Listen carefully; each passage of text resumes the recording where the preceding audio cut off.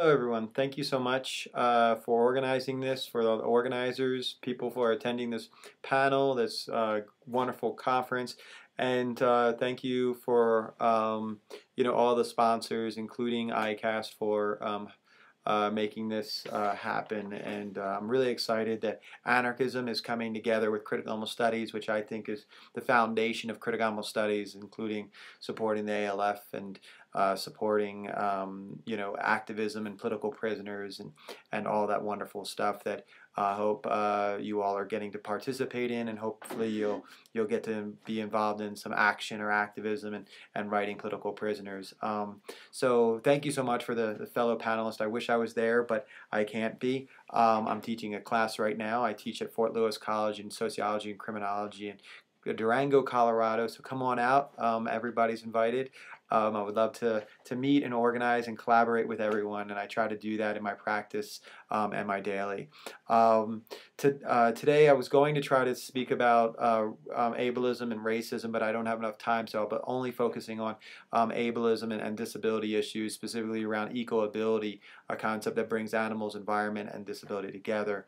But there's so much to talk about in that, and I'm working on another book, and my chapter in that book within eco-ability is looking at cognition and looking at how disability or animal rights argues that animals shouldn't be tested on or used or abused because of their cognition, or because they're sentient, or because they have a soul. And those are three arguments on why not to abuse animals. And my argument is that people ethically should not abuse animals because abuse and exploitation and murder are acts that are oppressive and authoritarian, and we should be against those forms of acts and not have to justify why we should not use those acts because of those putting value on those individuals, thus reinforcing normalcy and ableism.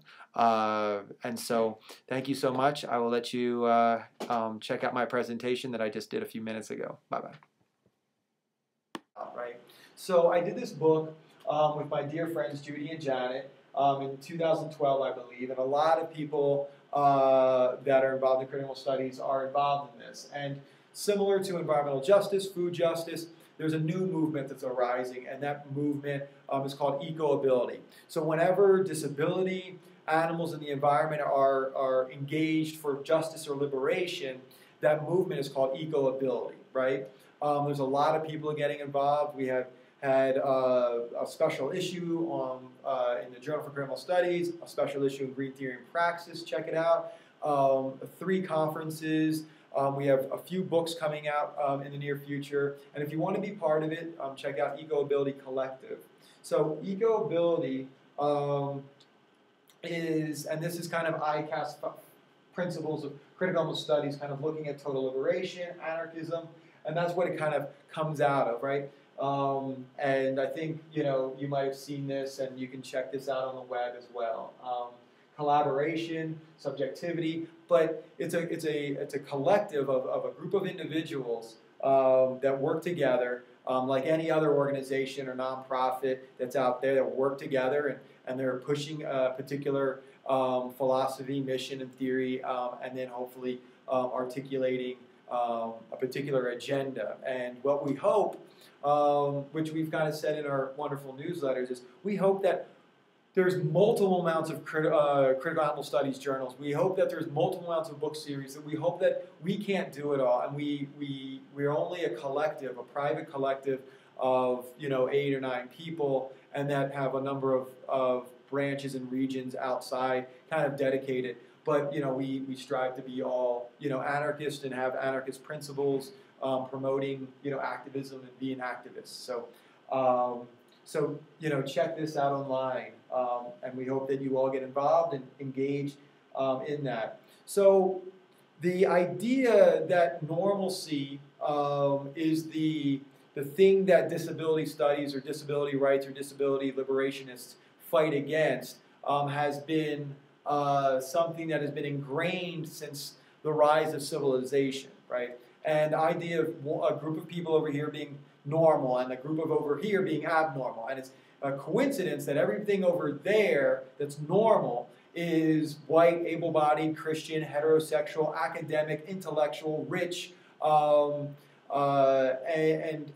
everything over here is women, people of color, people that are not able-bodied or able-minded, that are not Christian, that are not wealthy, that are not formally educated, that might be activists or radical activists, and so that are anarchists, that are Muslim, et cetera, right? So we have to see that this is a socially constructed binary, not to say that people don't have disabilities, right? And that have more significant challenges and differences than other people, right? And those differences and significant challenges would be disability, right? And we can see that the Holocaust really was reinforcing normalcy at the very beginning when they started testing and executing people with disabilities first before anyone else. So, and then we look at the, the criminal justice system, specifically globally in the developed / colonial world. And some places have the death penalty, some places don't. The U.S. does, where I am. And what does it focus on, right? But it also, a society that reinforces this idea of purification, testing, eugenics, medicine, imprisoning people and killing them, and killing many people with disabilities, right? And we're going to be looking at abortion in a second, right? So here's this idea of abortion. The doctor comes out and says, wow, you have a healthy baby, right? What does that mean exactly, right? A healthy baby is a baby that doesn't have any disabilities. And if you don't have a healthy baby with a baby that doesn't have disabilities, then you and the doctor begin to think about abortion or adoption of that baby. And this is a common conversation. Is my baby healthy? Meaning, is my baby have disabilities or not? And if my baby has disabilities, one thing we should do is, it's going to be like three things. It's going to be a burden to me, it's going to be a burden to society, or it's going to be a burden to the child. But it's going to be a burden rather than being inclusive, right? So we have to understand how we examine the concept of disability and challenge that idea of disability, right? And I'll be, talking about language and how we can be more encompassing of that. But, animal testing and vivisection and the concept of disability and disease go hand in hand. Why do we test on animals? So we don't have diseases and disability. But it's very interesting that the people that have disabilities have been tested similarly to those that such as rabbits, dogs, cats, mice, rats, etc. And so the testing of those two groups of people are similar, but the rats, dogs, cats that have been tested on are specifically focused on so people don't get sick, have diseases, have ills, or have disabilities, right? So can we truly be a liberatory movement, right?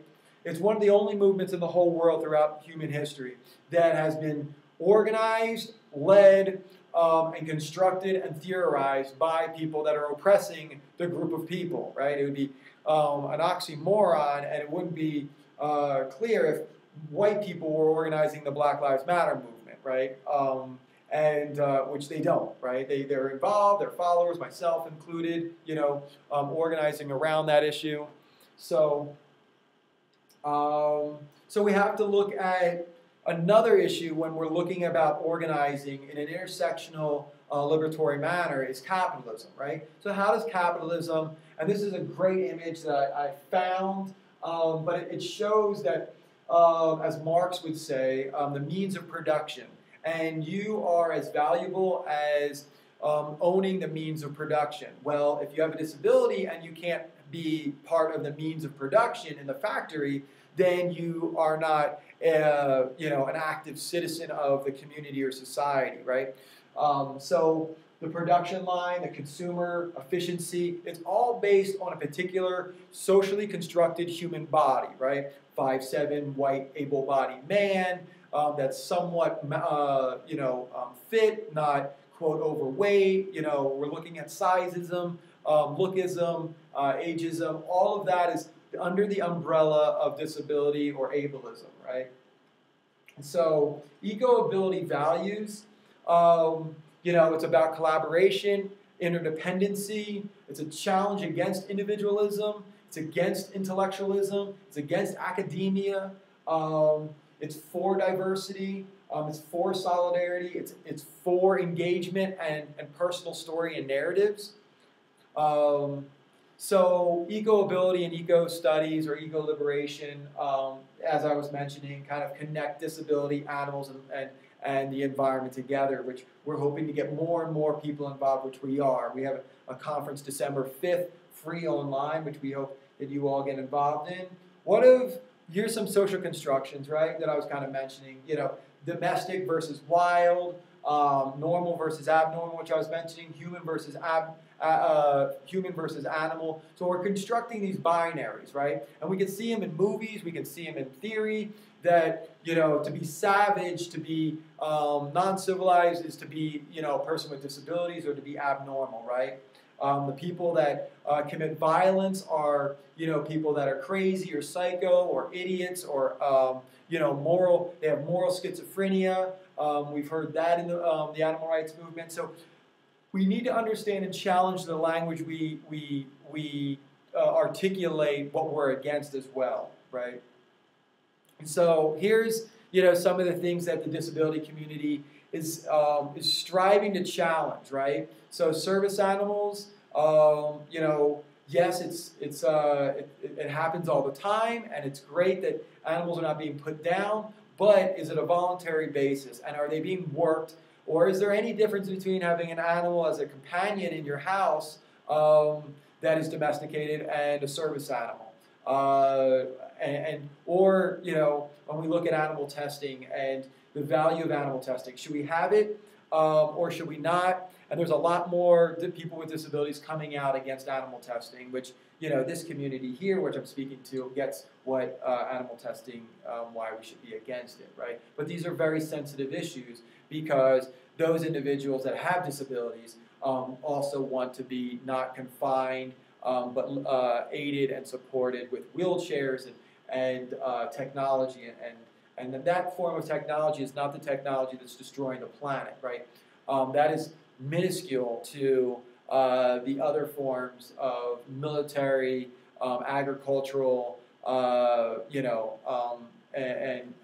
other NASA and transportational industrial complex, automobiles, etc., that are causing a huge amount of exploitation and destruction to the planet, right? So when we look at forms of ableism, we look at it through terrorism and look at these things. We look at, American flag buy for $23, gasoline buy for $2, cigarette lighter $1.50, catching yourself on fire because you're a retarded terrorist, priceless. And the movement that I'm so engaged in, the animal liberation movement that we're engaged in, says ableist terms and says, oh, come on, Anthony, why are you so PC? Well, we're not PC. It's just that we should be as sensitive to the words, the N word, the B word. If we're talking about the queer community, the F word, as we are when we're talking about ableism. And we should call it out, and we should articulate why books, articles, presentations have ableist language or ableist titles or using ableist words to describe people. For example, somebody that, if you want to cripple the capitalism, or if you're colorblind when you're looking at racism. Blind being the metaphor, people that are blind can still see. So using identities as well as forms of disability in an analogy or an example, but by using it as a stigma is not liberatory, right? And we shouldn't do that, right? And hopefully people in the audience can explain and articulate what I'm trying to say if you have questions afterwards. So freak, right? We say vegan freak, we say you're a freak in the bed. You say, oh, if you do something different and out of the ordinary of a particular behavior, you're a freak, right? Freak comes from two different genres, and this is my professor, Bob Ogden. Freak coming from a disability perspective, if your physical body is different than the, quote, normally constructed body, right? And then there's the freak of non-European individuals like First Nation, Natives, and Indigenous people, and Aboriginal. And that's another form. So we have to see that this savage / disability has a history, and you know, a group of individuals have tried to marginalize the two. The movie 300 about the Spartans, there was a person that wanted to be part of the Spartans, but he had a disability. And so the Spartans pushed him out of the group, and then he joined the quote, savage Persians, right, with people of color. And so we can see that, like, what's over there and what's over there and what's accepted and what's not, right? We see horror films, Psycho, 12 Monkeys, you know, a variety of other movies that always have somebody in the horror movie that has a disability, right? And then in society, we think that people that are violent have disabilities. But, you know, as we know, people in the military cannot be have disabilities. So, and we think about the most violent institutions in the world are militaries, right? And so they're normal, right? But psychopaths and you know, those kind of individuals are not always running around killing and shooting people, which the media loves to portray, right? There's a lot of people with disabilities that are very peaceful. But the National Rifle Association in the United States is striving to say that anybody that has a disability shouldn't have a gun, right? And if you're for or against gun, you know, rights, you know, that's up to you. But there are a group of people that say, no, we want guns because people that are with disabilities, specifically women, are one of the highest rates of domestic violence and rape. And so we need to protect ourselves, and that's what they say. So we need to understand and complicate things, right? We know Peter Singer, great individual, great scholar. He's done so much for the animal liberation movement, but we're all very individual, and we all have a lot of work to do, including myself, and we all are you know, have to take ownership of that in a transformative and holistic way. And so Peter Singer, from the disability rights community globally, is protested, you know, and letters to the trustees and the board of Peter Singer, kind of noting this, and he says that, and he says this from a utilitarian perspective, right?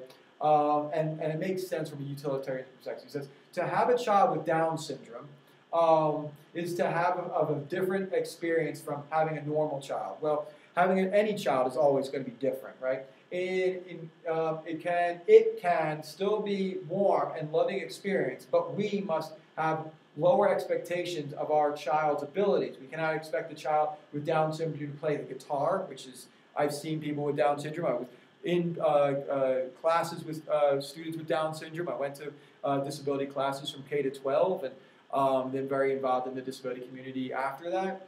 I think to develop an appreciation of science fiction, of course, that's wrong. To learn a foreign language, that's wrong.